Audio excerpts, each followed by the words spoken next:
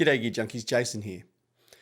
Earlier this year, Marshall released 5 new pedals, and for the first time in their history, each pedal is actually modelled after a particular type of amplifier. There was the JCM 800, the JCM 900, the DSL, and the JVM. But the one that I was most interested in trying was the 1959 Super Lead. The 1959 Super Lead and its variants became known as the Marshall Plexis, and these amplifiers were used by some of the greatest guitar players of all time. So I'm going to try and use this pedal to approximate some tones from some of these iconic guitarists. I might get some of these riffs a little bit wrong, but I'm not going for an exact tone. I just want to see if I can get in the ballpark with this pedal. But before I get too far, if you like this kind of content, please subscribe. And if you want to support this channel, you can go to the Middle Aged Gear Junkie store and purchase some merchandise, or you can support me through Patreon, where I'm uploading additional content. The links are down in the description below. Thanks. Here's my clean sound. I'm playing my P90 loaded Les Paul.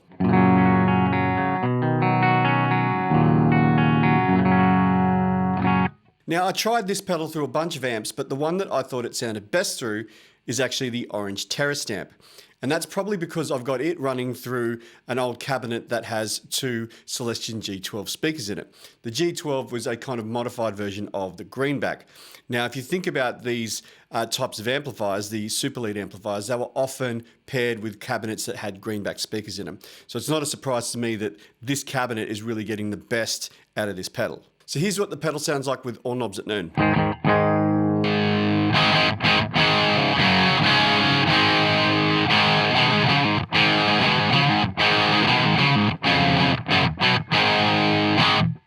It just sounds like classic rock. Now, the controls we have are H treble, normal, tone, and volume. So H treble stands for high treble, and basically these first 2 are different gain channels. So I'll explain what that means later on. I'll turn the high treble all the way down and turn the normal up so you can hear what that sounds like on its own.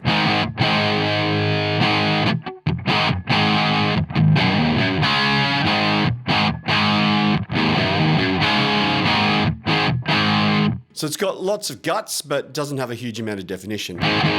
So if I turn that down and turn the high treble channel up, I get this.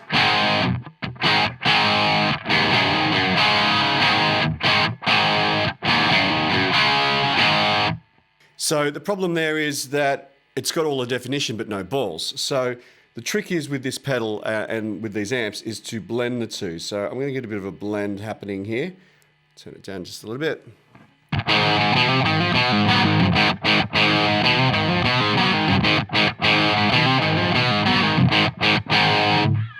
It's just AC/DC all day.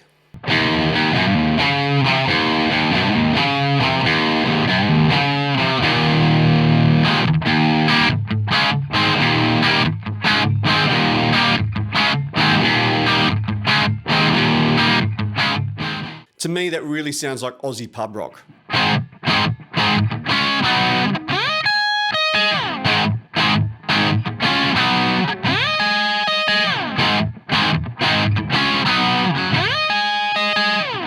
Actually supposed to have a slide to play that song, but anyway.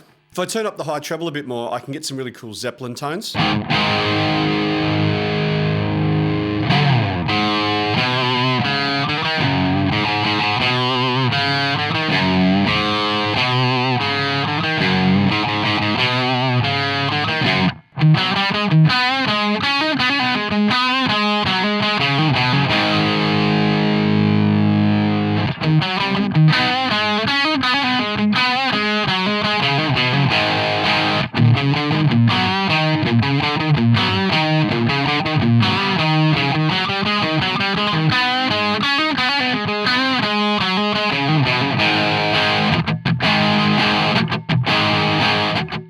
It's just the sound of the 70s.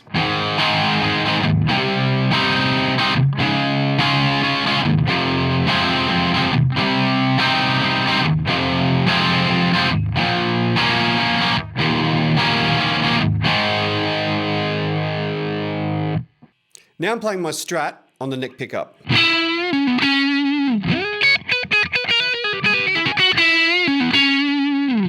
Each note has just got so much bite. I mean, even for a neck pickup.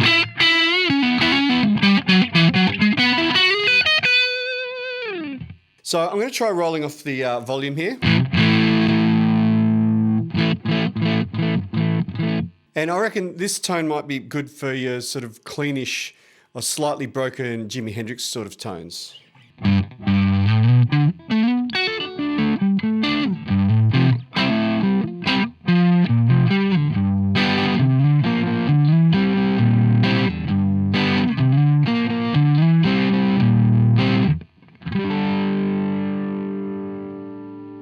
So rolling off the volume, I mean, we do get a little bit less gain, but it also takes away a lot of the bite.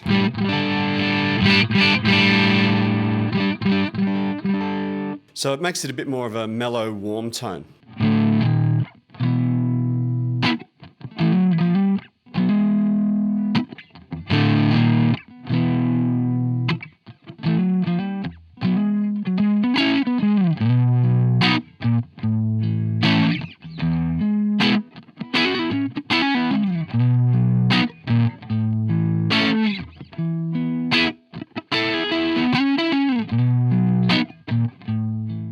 John Frusciante was also a known user of this style of amplifier. I'm just going to turn the high treble down a little bit because I'm going to go to the bridge pickup.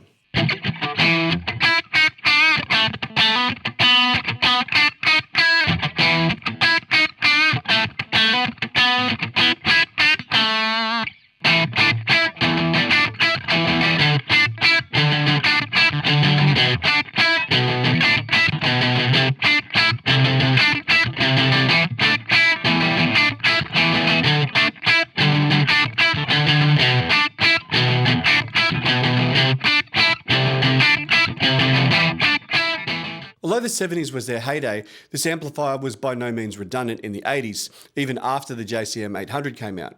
Several artists such as Eric Johnson, Yngwie Malmsteen, Eddie Van Halen and Slash all still relied on old Plexis or modded Plexis for their tone. Now, it's well known that Slash used a modified Plexi for the tracking of Appetite for Destruction. Now, to get that sort of modded Plexi sound using this pedal, what you do is you add a gain stage in front of it, because quite often the mods were just adding an extra gain stage into the amplifier to give it, well, more gain. So by adding a clean boost in front of it, I should be able to get that modded Marshall sound.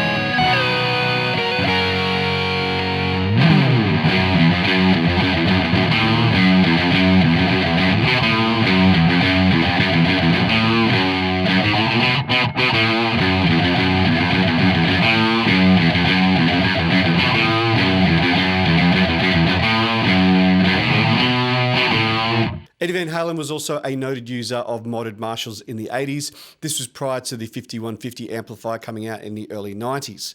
So to get that kind of EVH brown sound, what I'm going to do is turn both gains all the way up. I'll turn the tone up a bit to get a bit of bite, and then we'll add the boost.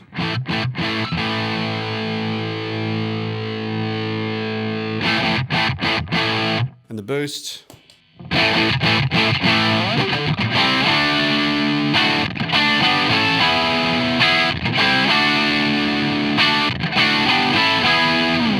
Now add a bit of delay.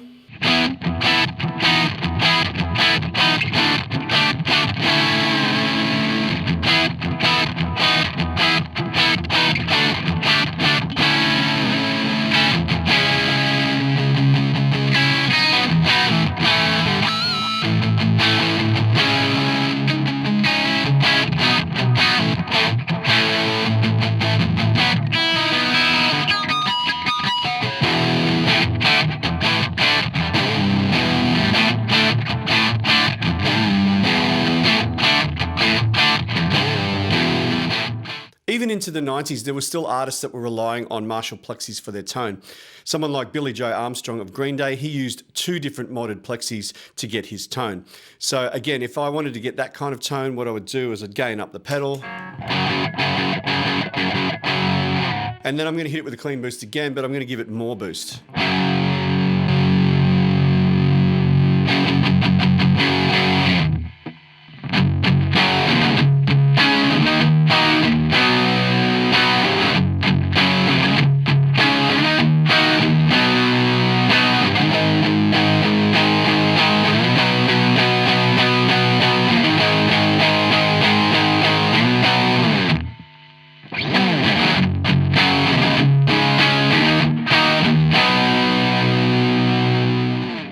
Like I said earlier, I had to experiment with this pedal to find the right amplifier to pair it with. So I'm going to play an example now where you're going to hear it going into the front of my Fender Deluxe Reverb. You'll hear it going into the effects loop of my Marshall DSL-40, both of which have the same speaker, a Celestion V-Type. And then you'll hear it again going into the orange with the Celestion G12 speakers.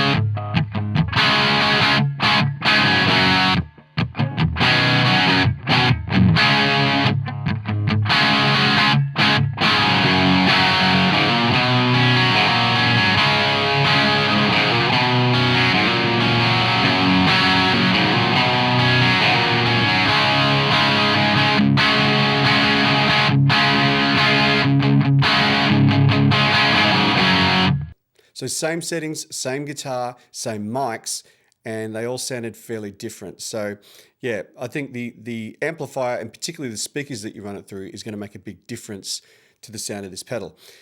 Now, another way you could use this pedal is that you could take the output and go into an IR loader.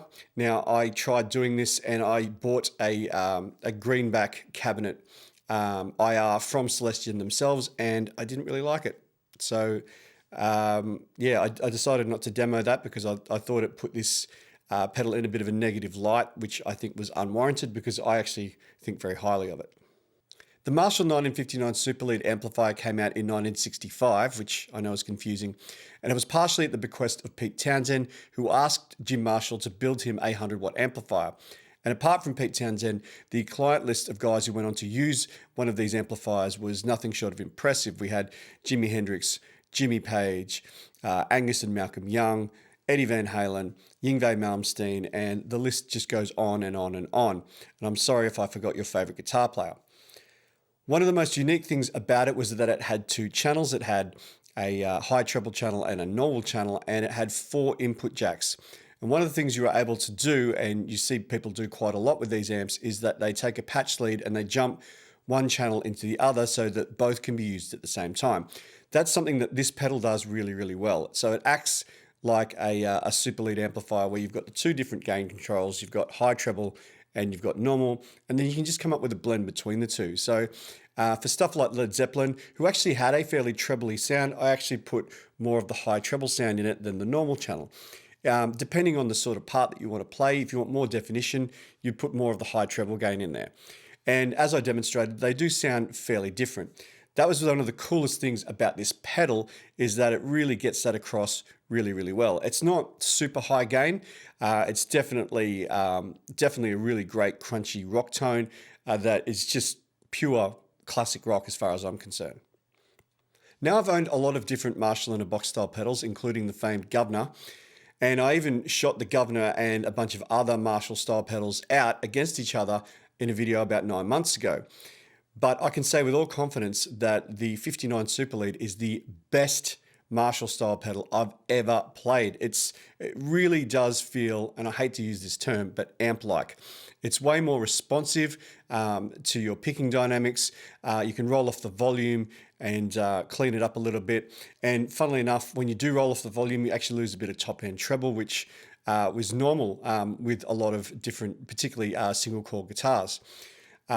Playing this particular pedal, I've not wanted to put my Les Paul down. Now that's, out of my 4 main guitars, the Les Paul's the one I play the least because of all the tuning issues I have with it, but I haven't wanted to put it down because it just plays so well when married with this pedal.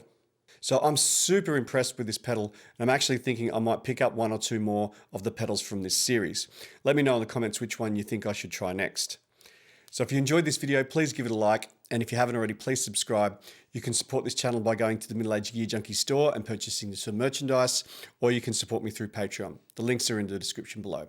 Other than that, have a great day. See you later.